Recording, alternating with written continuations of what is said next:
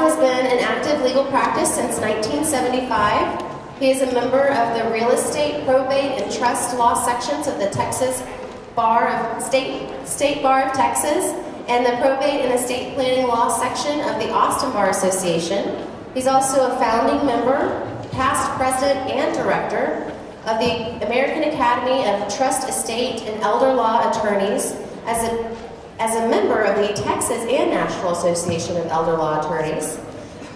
Mr. Jeff Harris has been an active attorney for over 20 years. He works to help people with estate and Medicaid planning. He graduated from Northwestern University and the University of Texas School of Law. Would you please help me welcome Jeff and Ron? Thank you.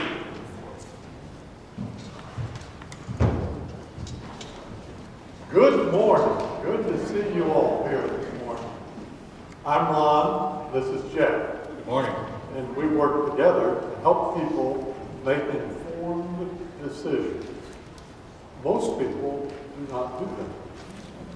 If you did a survey of all these above average people here with you today, you would find that over 70% by their own admission do not have a current estate plan. It's pretty amazing.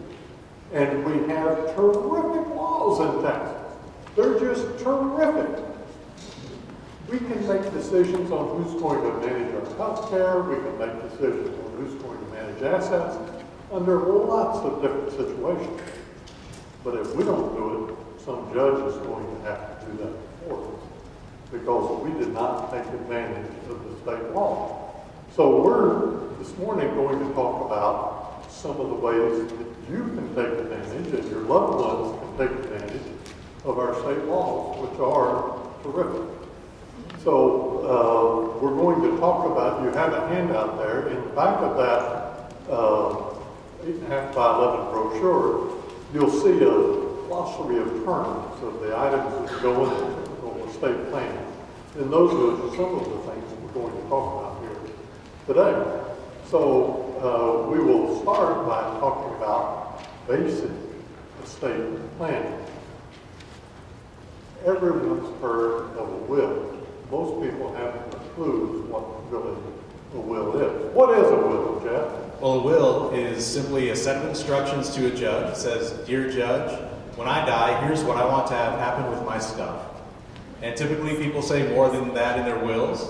Typically they would nominate someone to handle the stuff when someone passes away. That person is generally an executor. You've probably heard that term. Also in the will, you can say a number of other things that you want to have happen with your stuff, and set out different instructions. I think when most people think of estate planning, they think of wills. I know when I was a law student, even before, if someone asked me what estate planning was, I would say, well, it's just doing a will. Even our clients who do very sophisticated estate planning still come back to us and say, well, I need to change my will. They've done things to go way beyond a will, but that is basic estate planning tool. Ron, wills aren't effective just because you put your instructions down in writing. Something has to happen to make that thing go. That's right. If I have a will that's a valid will and I pass on, someone has to take it to court and ask it to be probated. There's nothing automatic with a will. It's not a contract, not enforceable by anybody except a probate court judge. That's the only way a will has any effect on anything. And as Jeff mentioned, in my will I could nominate who I want to handle things, but I'm merely nominating that person. I'm not appointing that person. That person has no power, no legal authority to handle my assets after I die until the will is probated, that is, submitted to probate court and there's a hearing, and the will is admitted by the judge based on the Texas Estates Code that meets the requirements of the Estates Code. And the will is admitted to probate, and the judge signs a written court order appointing someone. Say I appoint Jeff to be my executive. Well, I'm not really appointing him, I'm nominating him. Only the judge can appoint him. But if Jeff submits all the paperwork proper application of the probate court and sets a hearing. And the hearings are pretty short because we handle a lot of the paperwork with the court ahead of time. So a long hearing would be 3 or 4 minutes. And the good news is, in Texas, probate is pretty simple compared with all the other states. It's not tens of thousands of dollars and months and months and months. Most probates in Central Texas we're able to handle for $3,000 to $5,000 and can get them handled in a matter of 60 to 90 days if the client is willing to proceed on and give us the information. We're usually waiting on the clients. It's not waiting on the court. The courts here in Central Texas are extremely responsive. We're really fortunate to have judges that are well organized and really handle things expeditiously, and that keeps the cost down and also the time down for probate. So no one has authority. Jeff doesn't have authority to manage my assets after I die until he applies for probate and the judge appoints. The judge will usually appoint whoever I've nominated in my will if that person submits a proper application and shows up sober at that hearing. The judge will appoint him. And then at that time, Jeff could be my executor and handle my stuff. Yeah, through the court process, there are 3 or 4 important steps that take place with the court. After I'm appointed executor, I've got to do a few things and meet a few deadlines. Namely, I have to give notice to the world that if they have a claim against the estate, that they can have to make it in a certain way. So I put a notice in the newspaper. You've probably seen those notices in the newspaper that say someone's passed away and there's been a probate case opened in a certain court, and if you have a claim, you can make it at this address. That's one thing that has to happen. Another thing that has to happen is you've got to give notice to the beneficiaries named in the will. All right, that's a relatively new law. It was passed thanks to a renegade executor who was an attorney, I believe, here in Austin, who absconded with some estate monies, and the legislature says, well, we're going to put a stop to that, and the way we're going to put a stop to it is we're going to make executors give notice to all the beneficiaries named in the will. So executors are responsible for sending a copy of the will and a copy of the order admitting the will to probate so that the beneficiaries know that they may have something coming from the estate. Let's see, the next big step is filing or preparing an inventory.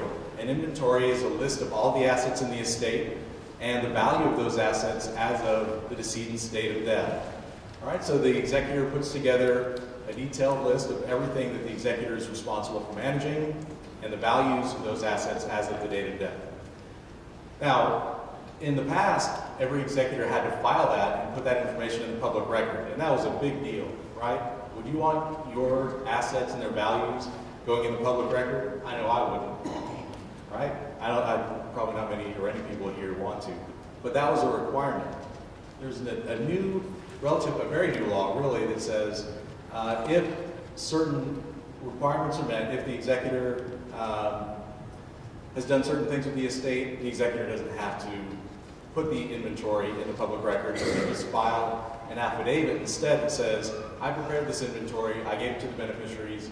There are only certain creditors out there in the estate that we have to deal with, so that information doesn't make it into the public record. Those are the big steps that happen with the court. If you're an executor who's appointed as an independent executor, that's about all you have to do with the court, really. The rest of the administration can be handled outside the court, right? So you can deal with the beneficiaries individually, rather than having to go back to court on a regular basis to get permission to do everything. There is a type of administration where you have to do that. We call that dependent administration, and that is just what it sounds like. You're dependent on the court to take every step that you would like to take as an executor or administrator. So to sell assets, to distribute them, anything you might think you have to do to manage estate assets, you've got to go back to the court every time to get permission. All right, now that sounds expensive, doesn't it? Every time you show up in court, your attorney's going to charge you, there will be court costs, court fees. Yes, it is expensive. So if you're thinking about doing estate planning with a will, having that as the cornerstone of your estate, think about whether you want to run under the independent administration rules or the dependent administration rules. So in probate, can I do it? Can you do it? Well, Jeff's an attorney, but In probate courts in Central Texas, you must have an attorney represent the executor, unless the executor himself or herself is an attorney. Because the courts have found that non-attorneys mess things up so badly, they get so scrambled, they don't want to mess with it anymore. So they will require every executor who's applying to be appointed to have an attorney represent. And people get all upset and mad about that, but it's really to help the estate be administered properly, efficiently, and effectively. So I have a will, but I'm still alive. Does it do anything for me? Well, certainly not. Certainly not. A will is only valid, like you said, once the probate judge puts his or her signature and stamp on it and says it's valid. Well, if I'm not able to manage my financial affairs, I'm ill. I have dementia, this last gentleman was talking about. The will's not going to help me, right? Absolutely, it's not going to help at all. And estate planning is more than just death planning. It's about planning and managing while you're alive. Ron, I'm sure there's a tool out there that these folks have probably heard of. What's the most common tool that people think of to use when they're talking about managing their assets while they're still alive? A statutory durable power of attorney. They've been around for generations. It's right in what used to be the Texas Probate Code, and now it's the Texas Estates Code. There's even a form of one right there in the statute. It's where we can designate to someone else the power to conduct business on our behalf, called our agent. And it's under a power of attorney. And they used to be very, very workable. Now they are not. Most financial institutions will not accept them on a reliable basis. Why won't they? Well, because if the bank or financial institution makes a mistake, they're on the hook for it. So banks, being conservative institutions, would rather not deal with an agent under a power of attorney. They would rather just say, well, how about you, person who's presenting the power of attorney, the agent, why don't you present some more authority for me to be able to handle the accounts at our institution? And really what the bank or financial institution is telling the agent is to go get a court order. And Ron, what's that court order they're talking about? It's expensive, time-consuming, and emotionally draining. It's called a guardianship. Guardianships, when I started practicing law, used to be primarily for kids under age 18. Now, the lion's share of guardianships are for adults. That's where a court appoints a person to manage the personal care of a person who's unable to manage for themselves, and also to handle the estate, the assets of a disabled person. Could be the same person doing both jobs, or it could be two different people.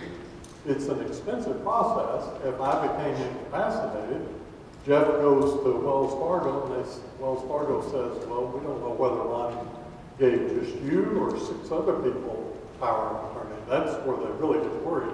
They don't know how many folks are out there who can come and manage my assets. So they would just ask for a court order, and then he would file suit against me called a guardianship. He would apply for guardianship, and that's a lawsuit to take away my rights to manage my financial affairs and my rights to manage my health care decisions and give them to him. And the reason the state would do that would be that he proves to the state, to the judge, to our probate court judge, that I'm not able to do it because of my mental capacity or lack thereof. And so first thing the judge has to do when he applies to take away my rights, the state's not going to do that lightly. The judge has to appoint an attorney to represent me. And that's a private practice attorney here in Travis County. And that attorney's job is to represent me, even though I may not really have much going on up there. If I don't want to go to the doctor to get the examination that's required to present to the court on my mental capacity, my attorney's job is to argue against me having to go to the doctor. And then Jeff and his attorney would have to argue, well, Ron needs to go to the doctor. there's reasonable cause to believe that he's not able to manage his financial affairs. Those fights can go on and on and on. Because if I don't have my marbles, that doesn't mean my attorney's not going to argue whatever I want. Or I might say, anybody but Jeff. I don't want Jeff doing it. There are lots of different things I might argue. Or I want to move to Alaska. Take me to Alaska. I don't want to be in Austin anymore, even though I've been here most of my life. I want to go to Alaska. Well, that attorney's job is to argue one wants to go to Alaska. So no matter how bizarre my requests are, my attorney appointed by the court has to argue on my behalf. And so you can see where that can lead to some pretty strange situations and strained situations and a lot of expense, a whole lot of expense. And really emotional expense too, because I have to be in the courtroom to hear all these arguments. Even though I may not know what's really going on, I have to hear all that goes on. So it's an expensive, very time-consuming ordeal to go through a guardianship. Most people who come to us say, well, I need a guardianship. The bank told me I needed it, or Wells Fargo, or A.J. Edwards, or somebody told me I needed a guardianship, or the hospital told me I needed a guardianship. We're able to figure out a workaround. It's much better to figure out some sort of workaround than get a guardianship. And there are lots of different workarounds. Married couples, if someone has dementia, we're working with one of our clients now. Married couple, she has severe dementia, and they didn't have a plan, so he came to us. Well, because they're married and have community property, there are certain things he can do on her behalf, perfectly legal, so that he will not have to go to court to get a guardianship for her. And so we help people work around that messy guardianship when someone doesn't have capacity and they haven't done the planning ahead of time. So if you don't learn anything else here today, avoid guardianship. There are so many people out there who will just say, just go get a guardianship for your mom. That's all you need. It's not simple. And it goes on year after year after year, as long as mom's around. It has to be renewed. And there are additional reports, there are extensive financial reports, and all of that is in the public record. The Schwab account, the value, the vehicle ID number, the value, the house lot number, the value, all that's updated every year, and all the income. And if it's a married couple, you've got to put both spouses, even though only one spouse is incapacitated, you've got to put both spouses' information in the public records, and then they get calls from all sorts of scammers, because they know exactly what the assets are. It's online. So it's easy to find out and easy to be scammed. Guardianships are just awful things. So what else can I do? Well, Ron, it sounds like we haven't gotten very far. We've talked about three important tools and institutions in estate planning. We talked about wills that pass along assets at death, but as part of the public record, probably. It goes through probate court. People can argue it could be expensive. We've got a power of attorney to manage while we're alive, but we heard how financial institutions and other third parties don't have to accept it. They can turn away the agent and say, go get a court order. Going to get a court order means getting a guardianship, which is expensive, humiliating, and all the other problems that you mentioned there before. There's got to be a tool that we have in our estate planning arsenal to work around these problems. What do we have that could possibly help us get around those problems? Well, most of our clients use trusts. Trusts have been around for a very long time. Trusts are not just for rich people. Many people think they are. They aren't. They're great tools. We have a terrific Texas trust code that's tried and true. It works very well. And someone can set up a trust to manage their assets. And a trust, I like to think of it as a box bigger than Texas, just a huge box. And you can put anything in you want into this box called a trust. And it's a set of rules for managing assets that you put into the trust. And so most people who set up a trust, I set up a trust. There are 3 roles in every trust. There's the founder, that's the person who writes the rules. I get to write the rules. We help people write the rules for their trust because just like we help people write wills, they don't know enough of the law to write a will that will really work. And so the founder writes the trust, and then there's somebody who manages the trust. That's called the trustee. And as long as I got my marbles, I'm going to manage. I'm going to be the trustee. I can't change the rules as trustee. I just follow the rules. The rules might say, take care of Ron. It's his stuff, take care of Ron. As long as he's around, and then when he's gone, then distribute it out to these other people under this new set of rules. So there would be two time periods. When I'm alive and well, I manage. If I'm not able to manage, well, then I can pick who's going to manage for me, but still follow the rules and take care of me with my assets. And then the third time period would be when I'm dead and gone to distribute the assets out after I'm dead and gone. So while I'm alive, I would generally want to manage for myself. Although we're advising more of our older clients that we've had for 25 years, that it's time for them to consider resigning and letting their successor take over, so they won't be scammed.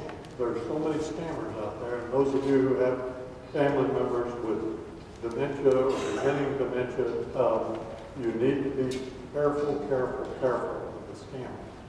And to the extent you can keep that person from having the legal power to be scammed, that would be a big favor to them. And you can do that by, for instance, they might set up a trust or some other means. So trusts are great tools. When I'm incapacitated, my trustee manages. When I'm dead and gone, my trustee manages. 3 different time periods when I would no longer be trustee. Number 1, if I'm dead, I'm done. And then my successor takes over. Number 2, if I quit, I'm 94, I'm tired, I'm not doing too well, I better quit. I don't want to be scammed. So I'm going to quit. So if somebody tricks me into signing something, it won't have any effect. They can't take my money out of my Wells Fargo account because I don't have authority to sign it. I've given it to Jeff. And the third situation would be if I'm incapacitated, but I haven't quit. And I can't quit because I'm incapacitated. So what do? Well, most of our clients have it right into their trust. They say, if my attending physician says I'm no longer able to manage my financial affairs, that's an automatic resignation. All Jeff has to do is go to Dr. Fung and say, well, Ron's not able to manage. Will you write a letter saying he's not able to manage financial affairs? And that's it. That's an automatic resignation. Jeff doesn't have to take me over to the courthouse and spend $10,000 proving that I'm incompetent and arguing against my court-appointed attorney. Avoids all of that upon my incapacity. And then manages the felon goal and then handles the assets after that. So who can set up a trust? Well, virtually anyone can set up a trust. With the trust that you're talking about, that a lot of our clients do, our clients set those up for themselves. So they occupy all 3 important roles that you were talking about. They're the founder or truster, trust maker. You may have heard some of those different terms. They're virtually interchangeable. They also serve as trustee as long as they're alive and well. If it's a married couple, they might say between each other that we're both going to manage, and we're going to manage either together or we can act independently. And then if one of us can't manage, the other will continue to manage alone, and then write a set of rules for if neither is able to manage. And then they also occupy the third important position in the trust, which is the beneficiary. They get to enjoy the trust assets. So they set up the trust as founder. They contribute their assets to be managed by the rules that they've created. They serve as trustees, so they're going to manage on their own. And they're going to be beneficiary. They're going to enjoy the assets that are in the trust.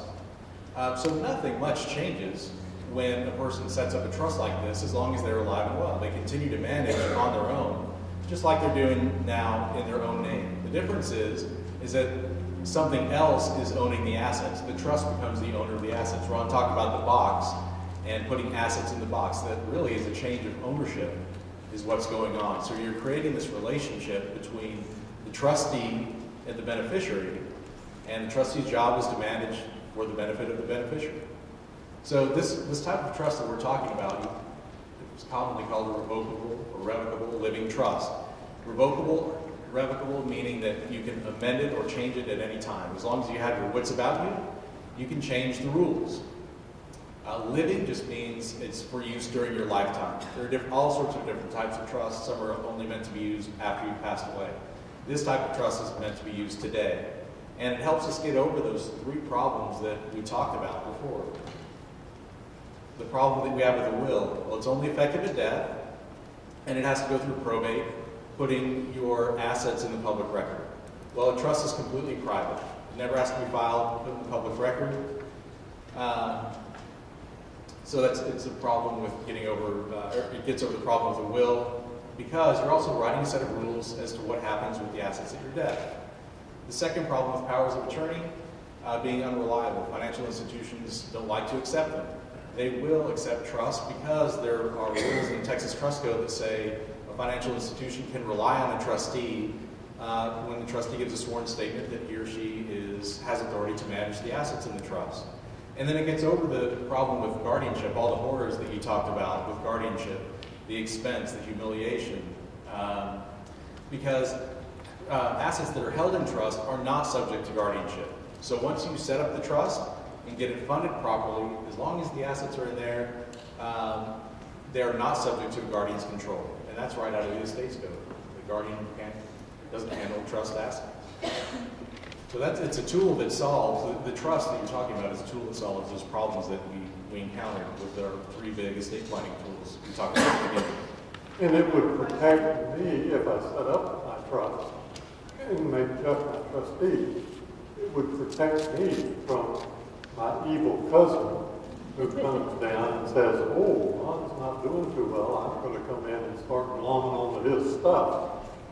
Well, if I put it in a trust, Jeff's the trustee, my evil cousin, who might come down, and I don't have any evil cousins, they're all great, but if I had one, could come down and apply for a guardianship and say, well, I'm a relative, and so judge, appoint me and give me the authority to handle Ron's stuff. Well, the judge might do that, but the judge can't give my evil cousin the power to manage assets in my trust. I've already given that to the judge. So it really protects me more from other people coming in later on after I've lost my wits and taking unfair advantage of it. Well, that's one type of trust. I bet the folks here are interested in hearing about maybe one other type of trust that might be helpful to them, especially for someone who's suffering from a disability or incapacity.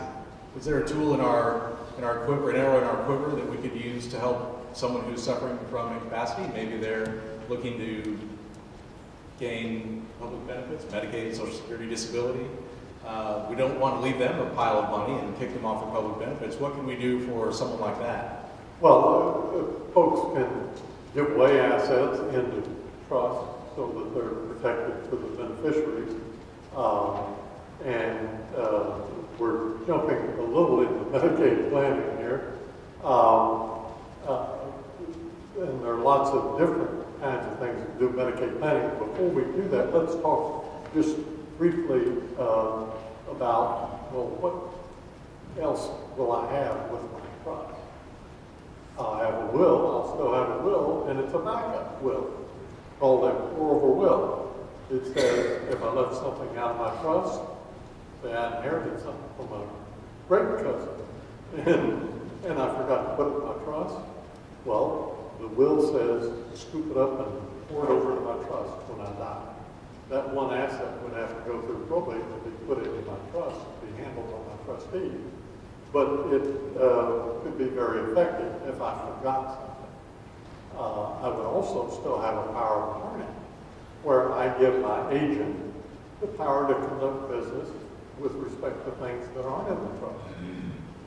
to deal with Social Security, or deal with IRS, or deal with health care insurance folks. So a power of attorney would still be helpful to have in addition to a trust. And even in my power of attorney, I would give my agent the power to take any asset that I left out of the trust and put it into the trust. So if I had a CD at Wells Fargo, they may not let Jeff cash that CD as an agent because they don't know how many agents are out there. But they would let him take that CD and put it into my trust because my power of attorney says he has that power. And that CD is going into a vehicle designed to manage my assets. It's not walking out the door with somebody they don't know, and they don't have to worry about the other agents coming in that situation. So with a trust, you would still have a backup will called a oral will and a power of attorney, statutory durable power of attorney. Now, what about health care? Yeah, estate planning is also about making health decisions. What happens if you're unable to make health decisions for yourself? Well, you can do something similar as you do with the statutory durable power of attorney for property. You can have a medical power of attorney, wherein you name an agent to make medical decisions if you're not able to make them on your own. That power of attorney is effective only upon your disability or incapacity. So once the doctor certifies that you are incapacitated, can't make your medical decisions anymore, the medical power of attorney springs into effect, and then your agent can make those decisions on your behalf. Some decisions are regarded as being so personal that you wouldn't want or may not want your medical agent to make those decisions for you, namely end-of-life care decisions. So we have a special document that's meant to address those sorts of decisions. That's called a living will or advance directive. Some people call it different things, but in Texas we commonly call it a living will. So in that document, you can tell the doctor, I don't want to have you go to extreme measures to say, hey, I just want to be kept comfortable and be allowed to die as gently as possible. You get to make the choice in the document, and your medical care professionals will follow it. Another type of medical document you want to have for certain as part of your estate planning tools would be a HIPAA authorization. HIPAA is I'm sure many of you know, HIPAA is the Health Insurance Portability and Accountability Act. It's been in effect for a little over 10 years now. And what it's designed to do is prevent the release of your private health information unless you authorize it. And there are certainly times when you want to authorize the release of that information. It could be to someone who's making health decisions for you. It could be someone who's just helping you pick up a prescription. All sorts of medical professionals are subject to the HIPAA laws. So if you want to give someone access to your medical information, you need to put that in a HIPAA authorization. And those are the three important medical documents that we have that address important medical decisions as part of our estate. Right. There are other things that you can do under the Texas Health Code. One can do is determine what they want done with their remains when they pass on. Whether they want to be buried, cremated, buried at sea, shot into space, whatever choice they might want. And also, what's getting to be more important is they can appoint an agent who has authority to handle that, so that the whole family doesn't have to sign off. Funeral homes are getting more and more particular. It used to be they were only particular on cremation. Now they're getting, and even before that, it was whoever was writing the check they listened to. But now they're much more particular. And so it can prevent a lot of delays if someone's passed away if a person has appointed an agent who has authority to handle the disposition. And that person doesn't have to pay for it. It's just somebody who the funeral home can talk to and know that that's the only person they need to talk to, and you would have alternate agents if that first person chooses not to act. And then an additional document, even though we're talking about folks about steering away from guardianship, we still would want our clients to nominate someone to serve as guardian just in case they had to have a guardian appointed by the court. You want to tell the court who you would want to have served, both as guardian of your estate, so the person manage your assets and report back to the court on what happened with those assets over the year, and then also guardian of your person. So if for some reason your medical power of attorney was invalid, lost, and someone tried to get guardianship over your person, you want to tell the court who you want to have make those medical, health, living decisions for you in advance. You can also tell the court who you don't want to have appointed, right? So you can eliminate someone who'd be able to serve as your guardian of the person or estate, and then the court cannot consider that person to be your guardian. That person is eliminated. Questions so far? We're going to have questions at the end, but we're kind of at a break here. We're going to talk about Medicaid planning here. Yes, sir. A beneficiary can be a trustee, and a trustee can be a beneficiary. Yes, sir. Other questions? Can more than one person be on the durable medical power of attorney? Yes. You could say, I want daughter or son, or to make healthcare decisions for me if I'm not able, or spouse or brother. Or you can say, I want spouse and brother. We absolutely discourage clients from saying spouse and somebody or anybody and, because that means you have to find both people. If you're over at St. David's Hospital, somebody needs to make a decision now, and they can't find one of those people. And so their hands are tied. So, or, right, if you trust both of them. Yes, sir. How do you find a trustee for children living 2,000 miles away? What do you do for a trustee? What do you do for a trustee if your kids are 2,000 miles away? Well, nowadays, it's easier for a trustee to handle assets no matter where they are, whether they're in Round Rock or Rochester. It really doesn't matter because most people are handling assets online now as trustees. And they get set up and handled online, on the internet, very secure. And so they don't have to be here in this area. Picking a successor trustee is very, very, very important. They must meet 3 qualifications. They have to have these qualifications. Number 1, they have to have foresight. They just have to have common sense. Pay the bills. Pay the light bill. Pay the insurance. Keep things running. Some people are loving carrying people with great health care agents for it. But for managing assets, well, they don't quite fit because they don't need to balance their own checkbook. So they wouldn't be appropriate. Second thing they must have is some financial sense. They don't have to be a Warren Buffett investment genius, but they do have to know enough not to invest in some screwball get-rich-quick scheme with your money when you're at home and not knowing what's going on, but you're still very much alive and need your assets to take care of them. So you want someone who will seek advice. They don't have to be the expert, but they have to be someone who will seek advice. Seek advice of a CPA. Seek advice of a financial advisor. Seek advice of an attorney. And all those people can be paid for out of the trust. The trustee doesn't have to pay the expenses of operating the trust. The trustee's job is to operate the trust, hire the proper people if they need advice. And the third qualification that the trustee must have is integrity. It's someone you trust from a moral ethical standpoint who won't be buying tires for their car with your money when you're laying at home and don't know what's going on. So those are the 3 qualifications you would want each of your selected, nominated successor trustees to have. Yes, ma'am.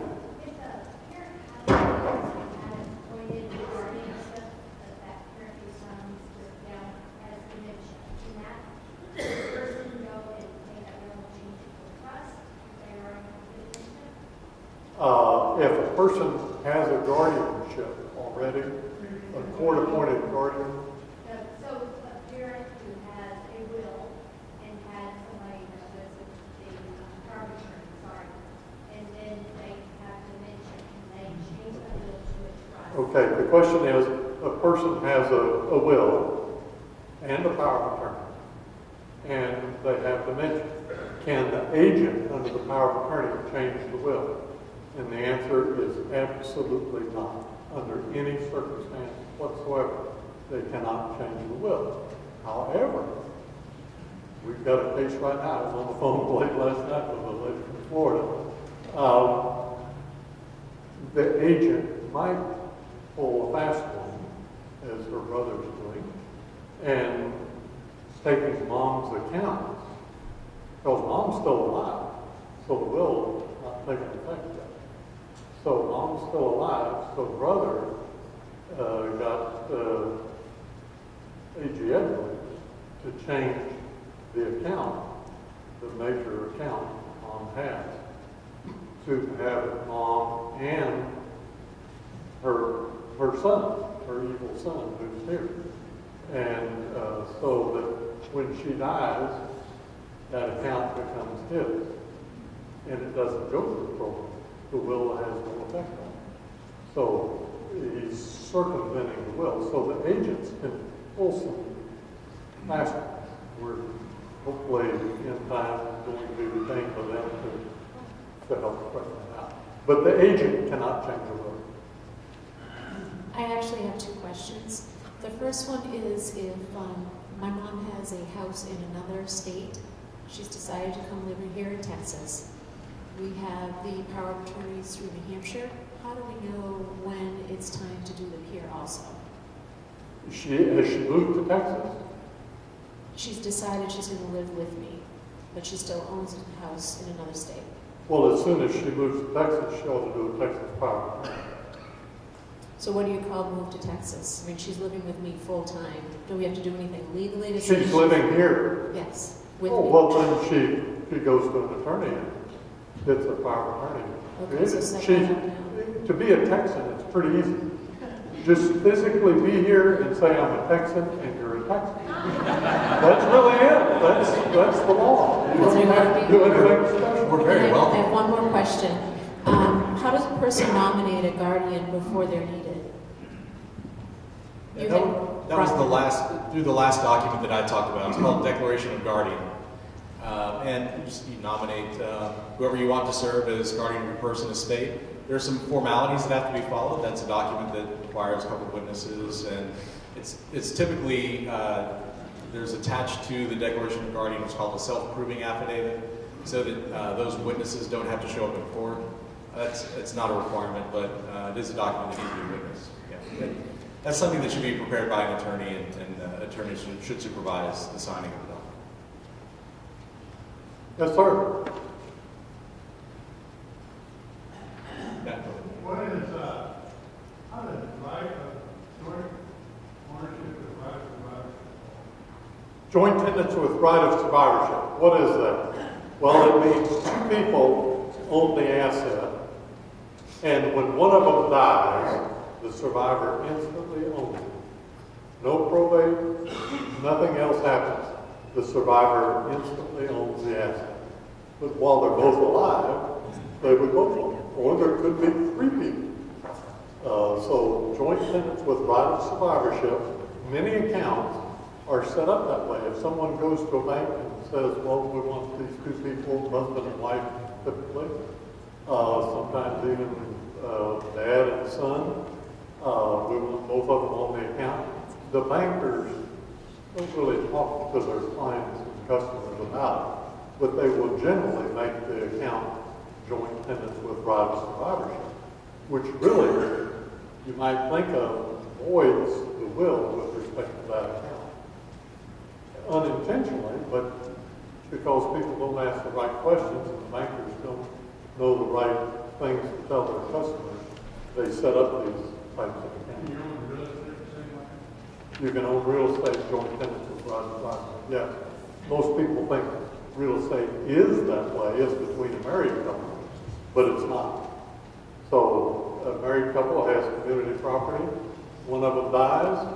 Well, half of the real estate, half of the home belongs to the survivor, and the other half is in the deceased spouse's estate. And it's just hanging out there. And nobody is in charge of it until it goes through probate. And it could be hanging out there for decades. There are lots of houses that are only half owned by the surviving spouse and the other half in the estate. And people don't know it. People come to us for estate planning and be asking, well, when your spouse passed away, did you go through probate? Didn't need to. I inherited the house. He left it to me. Well, did you go through probate? No, didn't need to. Well, then the house is hanging out here. Nobody's in charge of the house. And those need to be straightened out. Other question? I have a question. You talked about a trust, and then there are three components: trustee, executioner, and the beneficiaries. Now, once the people who have formed the trust are dead, would the tax people go after the beneficiaries, and would that be a burden for the beneficiary to have this, the assets pertaining to the dead people from the trust? So the beneficiary could be the children or anybody whomsoever the trust appoints, right? I think the short answer is no. If you're talking about burdens on the beneficiaries who The taxes I'm talking right, about. who take estates or parts of trust, generally the burden is on the level before the beneficiary receives the estate. So the estate or the trust would be responsible for paying any estate tax that might be due, for example, before it gets down to the So beneficiary. the trust pays the taxes for the beneficiary? Before From the the assets? before the beneficiaries receive their distribution or inheritance. So the trust handles all of that, and then Right. the rest goes to the... And just very generally speaking, beneficiaries aren't responsible for any tax on what they receive. There may be some income tax associated with donations with that, but from an estate tax standpoint, that tax is paid at the estate level or trust level before it gets down to the beneficiary. So pay the tax, pay the expenses, whatever's left, follow the instructions in the trust or will. And your mom was smart in moving to Texas, because in Texas, we don't have a death tax. We did until 2004, but ours expired. So there's no death tax in Texas. You can have $1 billion in your estate, and the state's not going to collect a penny from the estate as far as a death tax. There still is a federal estate tax. However, that exempt amount has gone way up. So now we each have a $5,490,000 exemption. So the first $5,490,000 in our estate goes estate tax free down to the beneficiary. And you don't have to do any planning to get that. Just show up and die and you get one. Married couples get 2 of them. The estate tax is not as big a deal as it used to be. However, if the estate is over that, then there can be some additional planning to avoid that. You said that a trustee can quit, and what kind of legal documents are needed in that case to prove that they no longer want to handle it? They would just sign the document saying, I resign, and you would have to put in the trust to see who they need to notify. It may be only the successor trustee. It may be to notify all the beneficiaries that you resign. But a trustee is a voluntary position. I could appoint Jeff to be my trustee, but he doesn't have to accept it. And he might say, today, well, sure, I'll do it. But 10 years from now, he's busy doing something else. How much does it pay?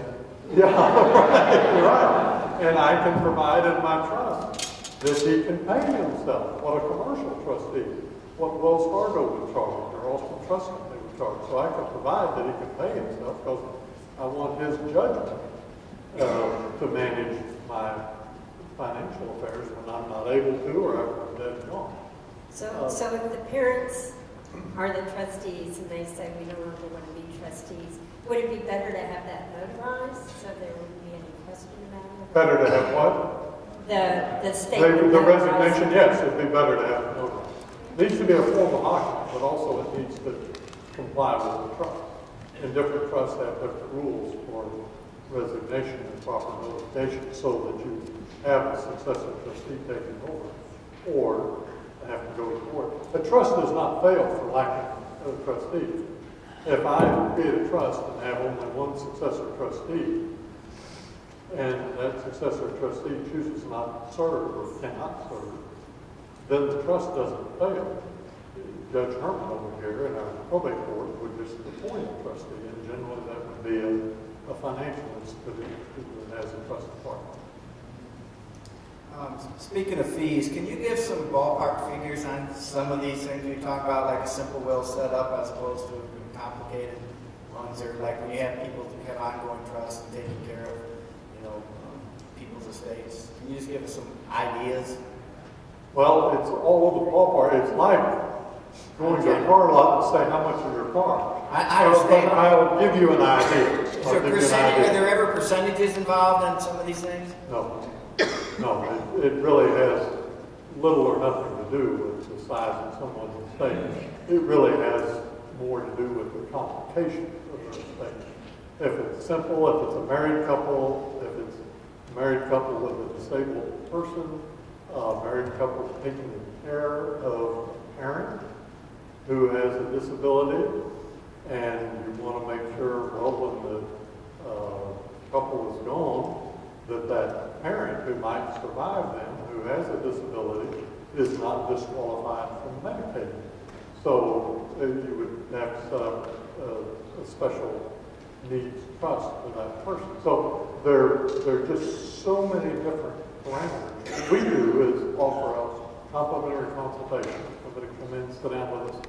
We figure out what it is that they're trying to accomplish, give them some ideas on how they can accomplish those things, and then we will quote a fee, usually right then and there, for these different options. And then they can say, Lon or Jeff, let's get started now, or we'll wait another 5 years. But there are just so many variances, it would really be misleading. I can tell you for an entire estate plan, you're welcome to look at this during the break, the lunch break. We've got a couple of them out there. We did a plan for Bill and Mary Jones, and we did one for Betty Crocker here. So you can see what a plan looks like, and these are the documents that go in a typical estate plan. And clients would typically get 3 sets of documents, one in a binder just like this with tabs. These are copies of the documents, not the originals, other than we do duplicate original health care documents. And then the second set of documents are the originals that are signed, witnessed, and notarized. We put those in a white envelope for clients to put in their safe deposit box or other place of safekeeping. And then while you're sitting in our office and signing the documents, and we have the witnesses and notaries there, we are scanning the documents electronically. We keep an electronic set in our records. We don't keep paper sets anymore. We have rooms full of them. But also, we provide clients an electronic set like this. And this is a flash drive, and this would have a copy of all their documents. They can pull out this little thing here and plug it into the UBS port on the computer and print out a whole other set of their documents or look at it on the screen.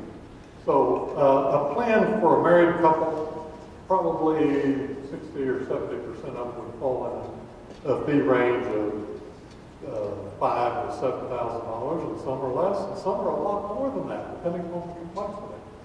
For an individual, probably 60% of them would fall in a fee range of $3,000 to $5,000. And again, some are less, and some are more, again, depending on the complexity. And that's with the trust-based plan, not just the will.